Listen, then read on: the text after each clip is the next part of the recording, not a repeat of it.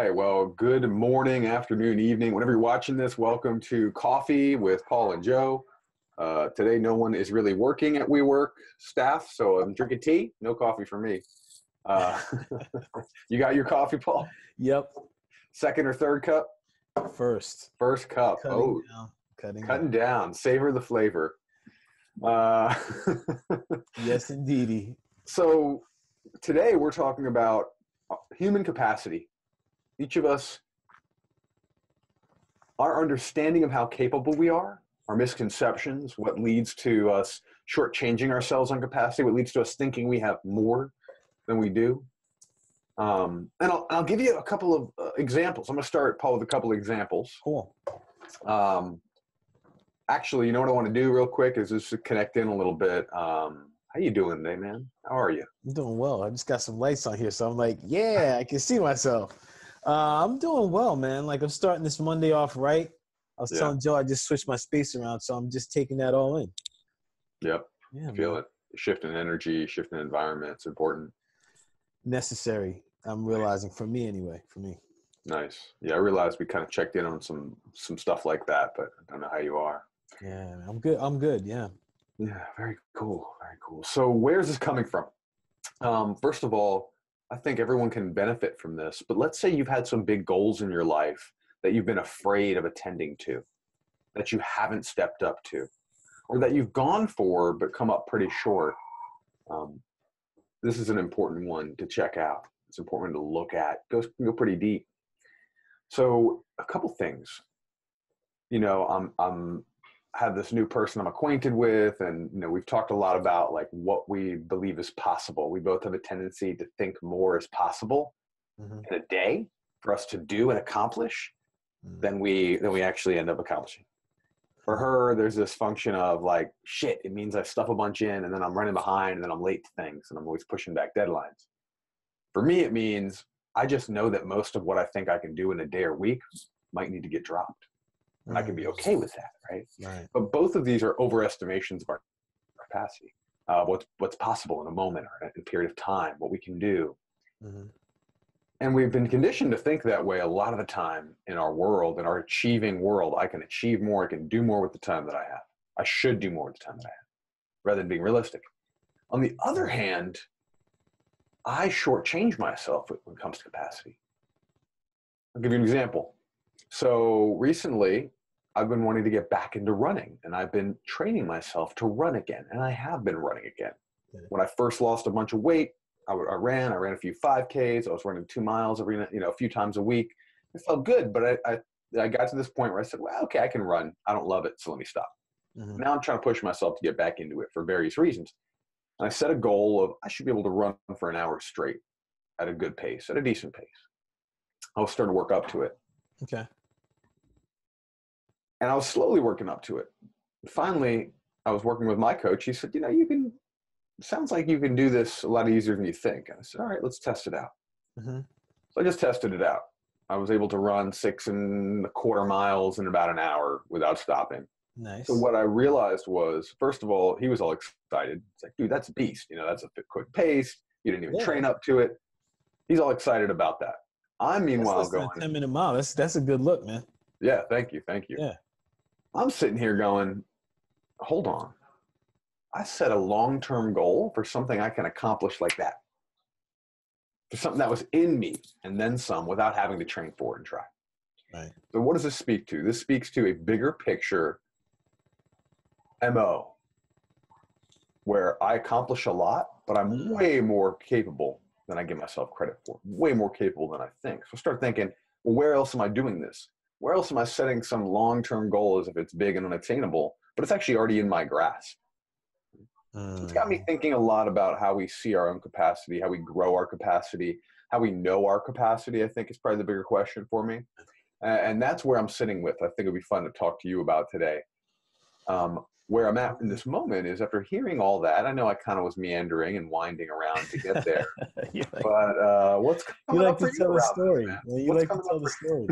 What's coming up for you around capacity and what I shared recently about our limitations and our underestimations and our shortchanging?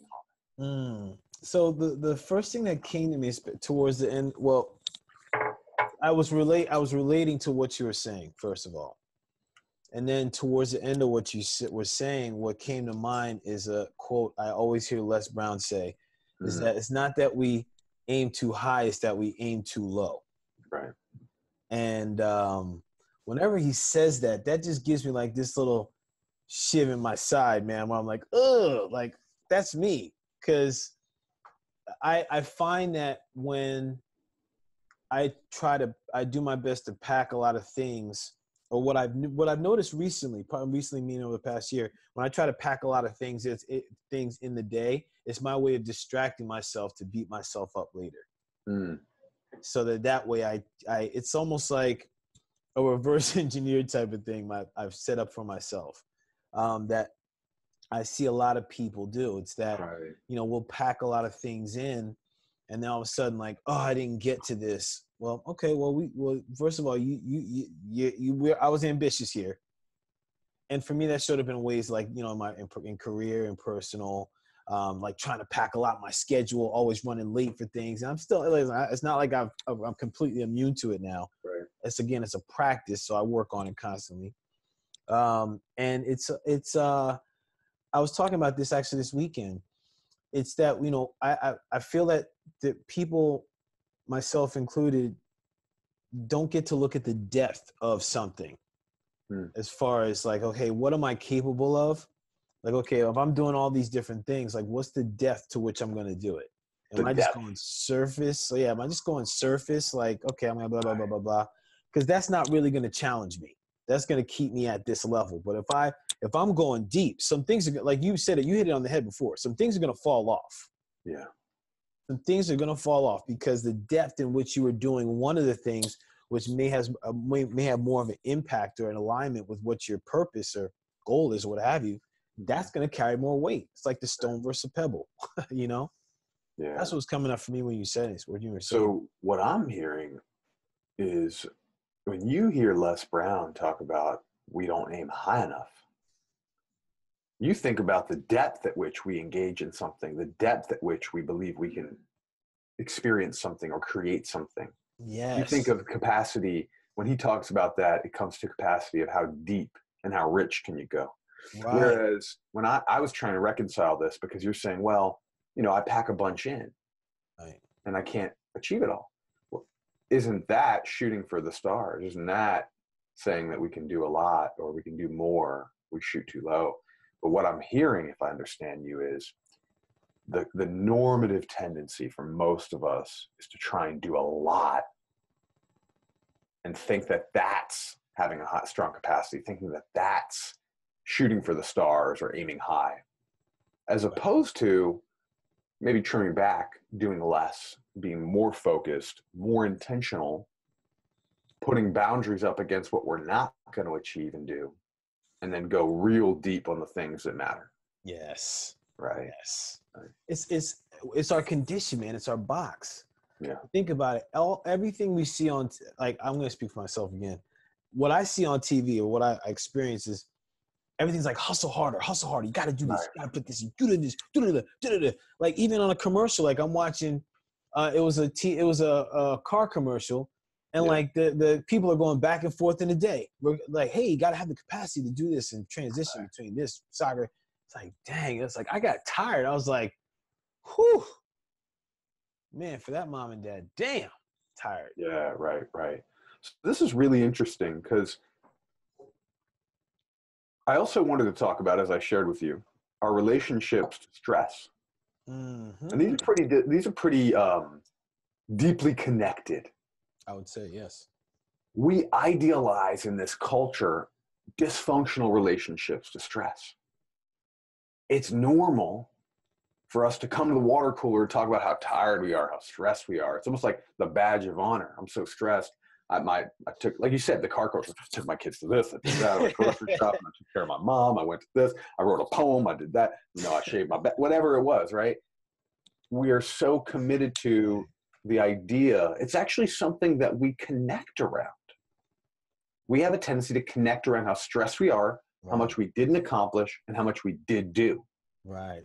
As like a cultural bedrock for connection is, I didn't accomplish this, I didn't accomplish that, or I did accomplish all of this, I did all these things. It's about the numbers on the to-do list, Mm-hmm. right? How much did I accomplish? How much did I do? How much do I have left to do? What fell off my plate?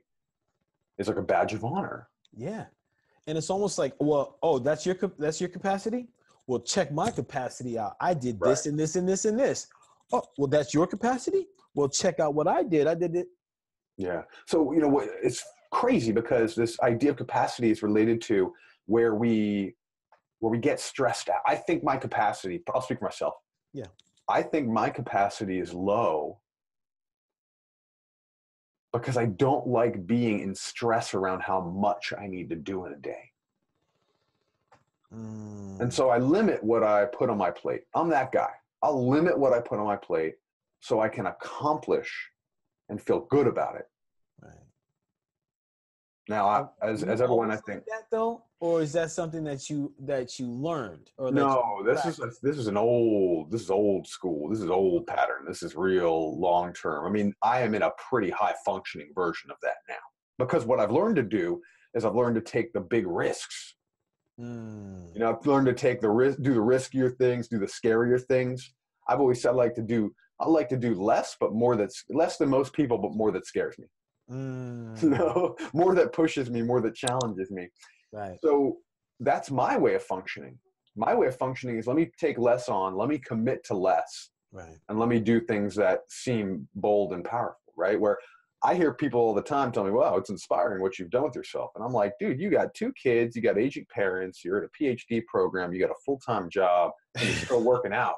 I'm wondering, I think you're inspiring. I think you're amazing because they're able to do more. I've done less with my day, less with my time, but it looks big and interesting and powerful, right? Because it's risky and it's outside the norm. Right. So where I'm getting at with this whole thing around stress, right, is like we get really addicted to, and it's chronic, unhealthy stress is normalized. Yes. But yes, eustress, which is really healthy for us physically, mentally, emotionally, spiritually, the stress where we're actually challenging ourselves in a good way, where we're doing something healthy, where we're doing something extraordinary. We don't like to do that. We're afraid of the discomfort. We avoid it in every way. And let me give examples, right? So a lot of people will pack their day, but they tell me that, oh man, I couldn't go for a run. I couldn't do this thing. I don't like going to the gym. They hate the idea of getting up early to work out their body, or they can't meditate, they say. But they're doing extraordinary things to put themselves under more stress every single day because of how much they choose to conform.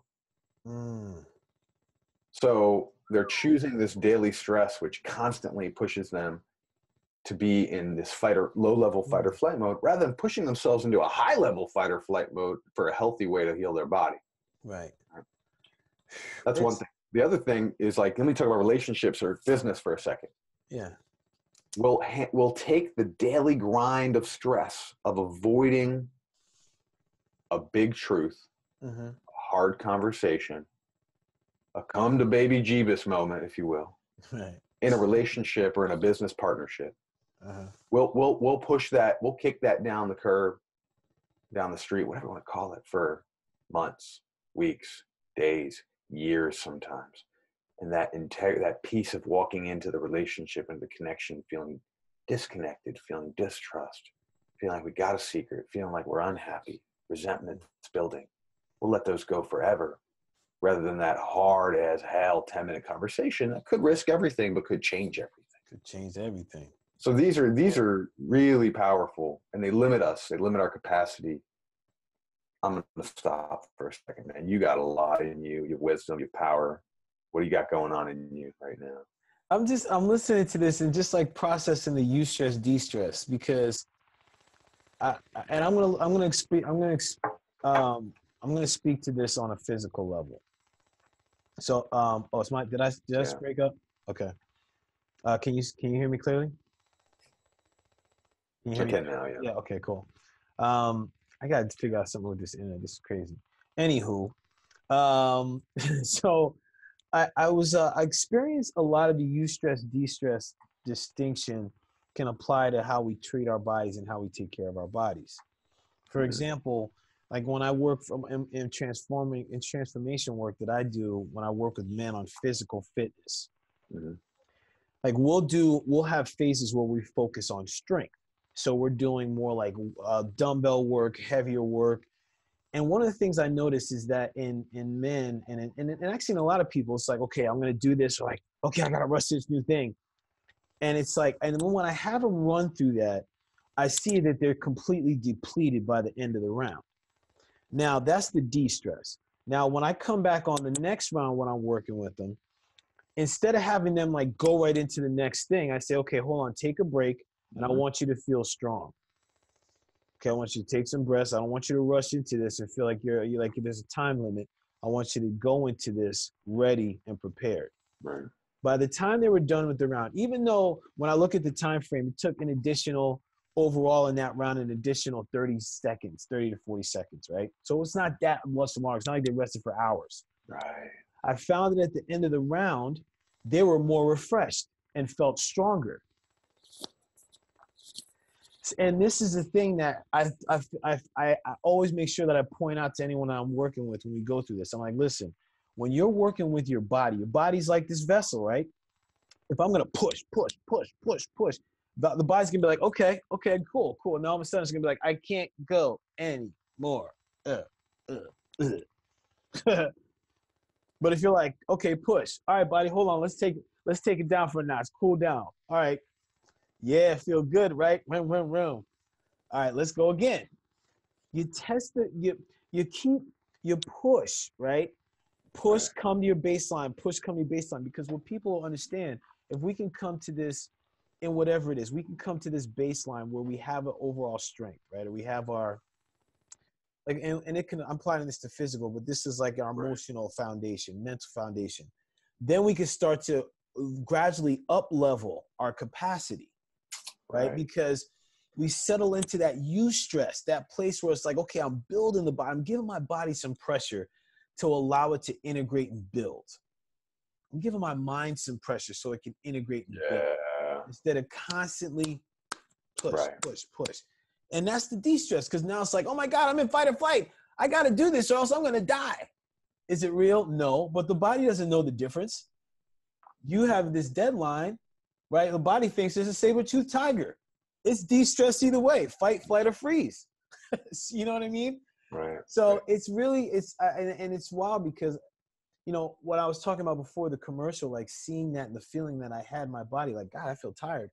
These are things that people are taking in, whether it's like the news, television, social media. They're taking in these things that are automatically making them stressed. And then and then it's pushing them more to their limit. I'm not even gonna say capacity. I'm gonna say to this, like, this edge, this limit where they just like, I'm breaking down. Right. And that's a key piece, man. I mean, I feel like for us in our experience, because both of us do this transformation work, man, and this shifting people, changing like how they see things, how they view things. And I'm curious, when you're working with someone, how do you encourage them to build a healthy capacity or build in that eustress? I'd like to hear your comments on that. I got a couple things. Right. Well, that's a good question. It's a fairly easy answer, and I'm really curious about. So I'll answer that. I want to put a hold on what you just talked about. I'd like to see us apply that to maybe professional life or really to intimate relationship, because I had a lot coming up around that. Oh, well, actually, hold on. Shoot. Let's stay there then. Let's go with that then. Yeah. Yeah. But a simple answer to your question is teach someone how to rest and self-care. And I mean emotionally and physically. Right.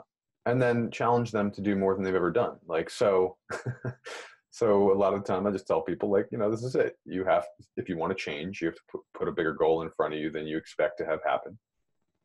And you have to learn that that you can actually fail, and there's no such thing as failure. You get better because you failed. You learn because you failed. And then it's just, you challenge it. They're like, well, no, I can never bring that up with my wife. Well, guess what? We're going to talk about how you will. And this week your commitment is to bring it up with your wife. Oh, I couldn't wake up at 5 a.m. Well, okay, guess what? This week you're gonna wake up at 6. Next week after that, 6:30. Week after that, 5:30. We keep building, right? Right. So, or whatever. My brain slips with the numbers, but the point is, you just keep building towards a higher capacity slowly, and you appreciate what you learn in the moments you miss the mark. Mm. You take the shame away from the process of learning, because we forget that babies, they fuck up a lot when they're trying to learn to walk and Yeah. talk and all that, and we start to think that as an adult human, we're not supposed to have the same learning curve as little babies or children, but we do.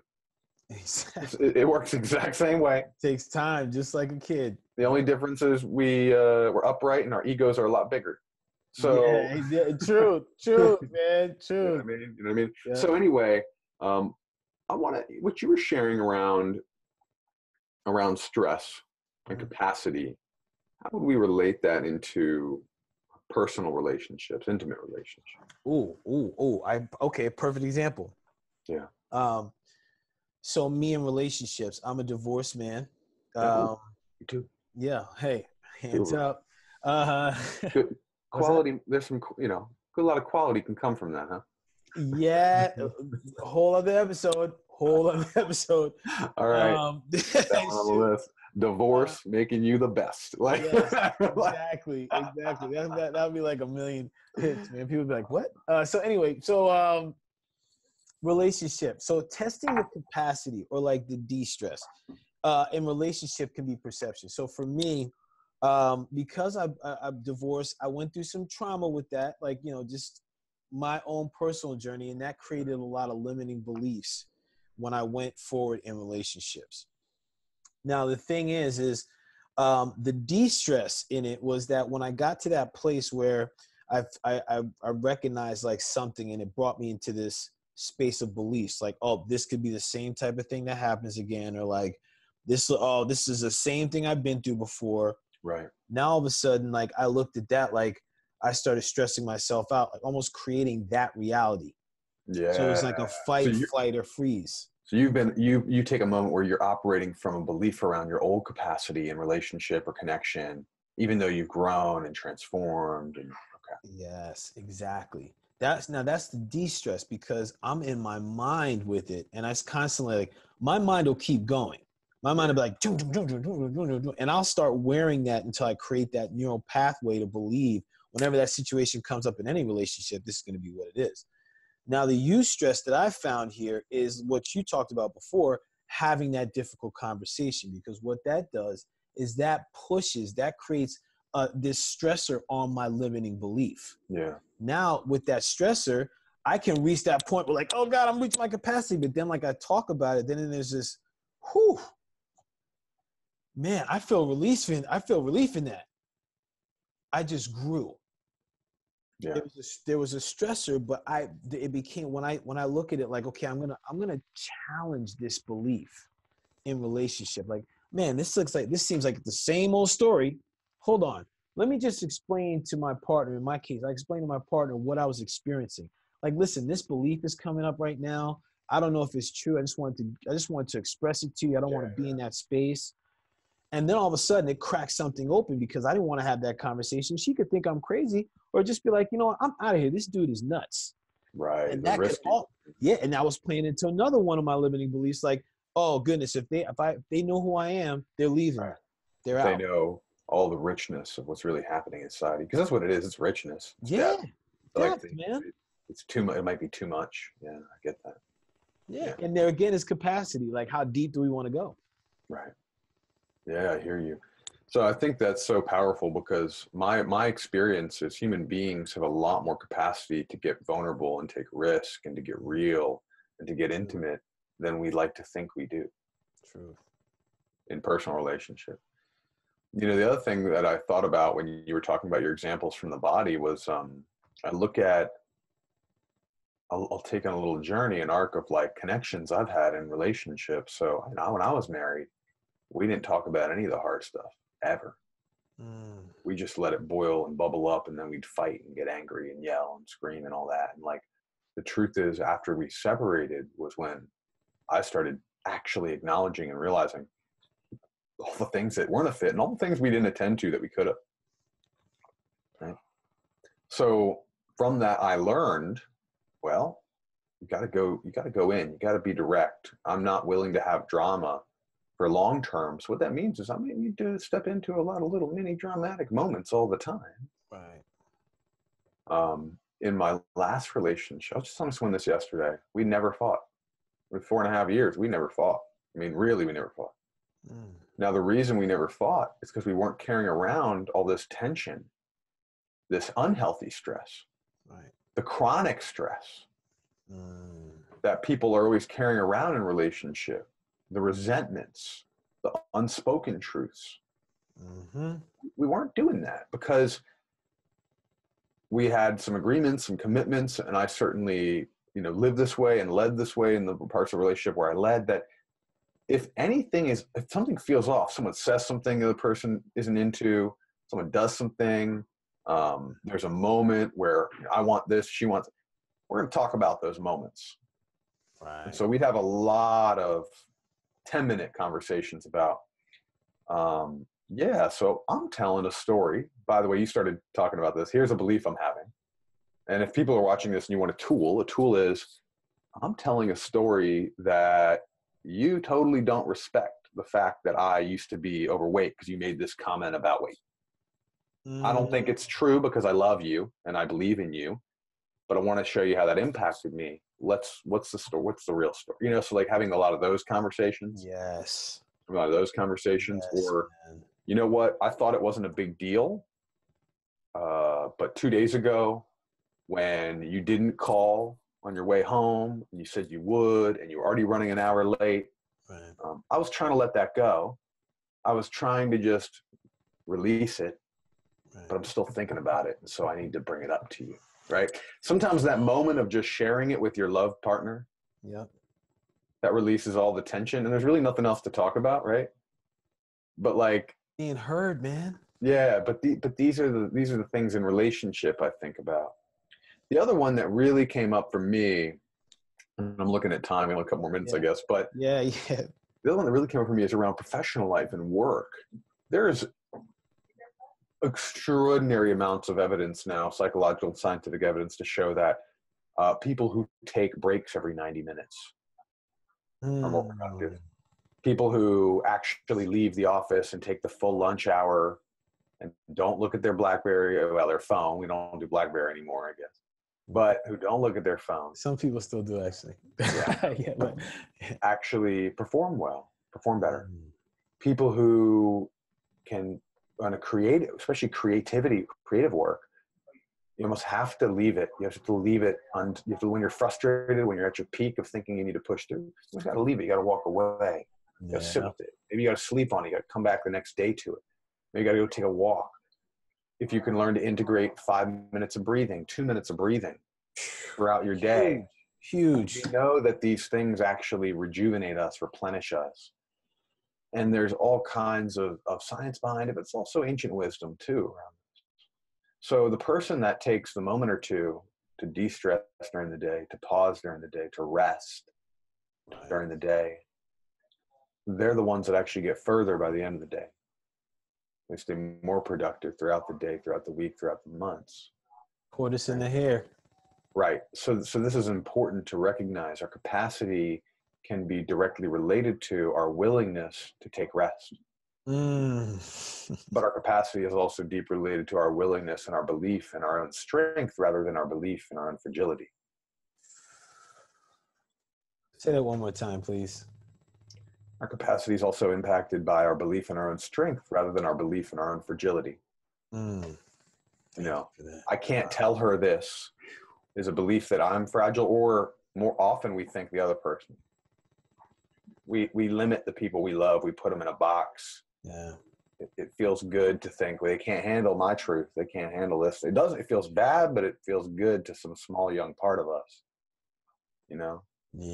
I'm too much for her. Right? It's like, oh, come on, dude. Come on. Come on, man. Come on, man. Come on, man. Come on. Man, this was a great episode, man. This is a great episode. I love these times we get to talk and connect on these conversations because this is the realness, man. Blessings, man. I honor you. Everything I see in you is also me. That makes us one. Yeah. Anything you want to say to wrap up? Wow. Well, you just brought up another one for me, which is I want to do a future one about spirituality and unification, oneness, right? I'd love to get in it with you about that. So let's do that for next week. Table that one. All right. My man. So what I want to say is challenge yourself to grow your capacity. And maybe it's time to focus on deeper rather than wider or more. Yeah, there it is, brother. Thanks everyone for bringing your presence to this conversation. If you have comments, thoughts, or things that you want us to bring into the next conversation, leave comments below. Share this. We're here and we want to have these authentic conversations because we want to be guides for other people to have these conversations too.